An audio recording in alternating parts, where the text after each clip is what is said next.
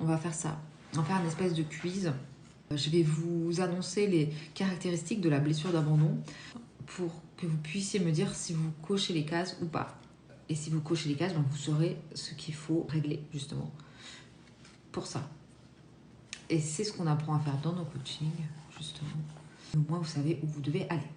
Et donc, ça fait partie de mes propres notes. Hein. C'est pas quelque chose que j'ai chopé sur Internet. Vous voulez savoir quelles sont les caractéristiques donc, de la blessure d'abandon et comment la guérir. Dites-moi oui ou non. Comme ça y est, j'ai des oui, c'est bon. La blessure d'abandon est créée par le parent du sexe opposé, donc votre papa si vous êtes une femme, et votre maman si vous êtes un homme. Donc, créée par le parent du sexe opposé entre 0 et 3 ans. Donc déjà, c'est là que votre blessure s'est créée. Donc déjà, vous étiez enfant, vous étiez bébé. C'est là que s'est créée la blessure. Et ça va très vite. Hein. Comment on crée une blessure? Ça va très très vite. Hein. Ça peut être tout simplement la maman s'occupe du nouveau-né parce que le papa il est pas là et il est au travail et qu'il doit travailler parce que il faut ramener de l'argent, c'est normal, puisque maman elle travaille pas, maman elle est à la maison et elle est avec le bébé.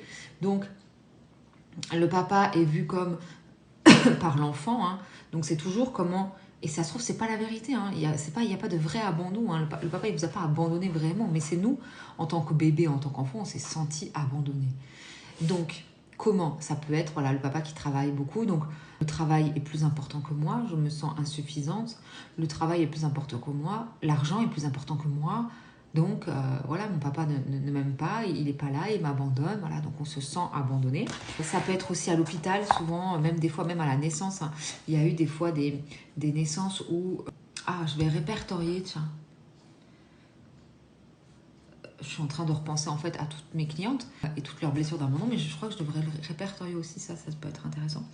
Donc à l'hôpital, souvent, le bébé a dû être séparé des parents et souvent le papa il pouvait pas venir.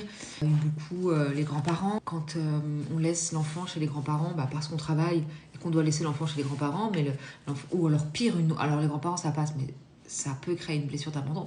Mais pire, quand on laisse un bébé chez une nounou. Mais nous, en tant que parents, c'est normal, c'est la normalité. Et c'est OK de laisser des enfants. Attention, il ne faut pas culpabiliser maintenant de laisser vos enfants chez une nourrice. Hein. Mais l'enfant, il peut se sentir abandonné. Qu'est-ce que je fais chez une inconnue? C'est qui? Machin. C'est pour ça qu'il faut des temps d'adaptation et qu'on fait vraiment les choses bien quand on a une nounou. C'est très important de faire ça.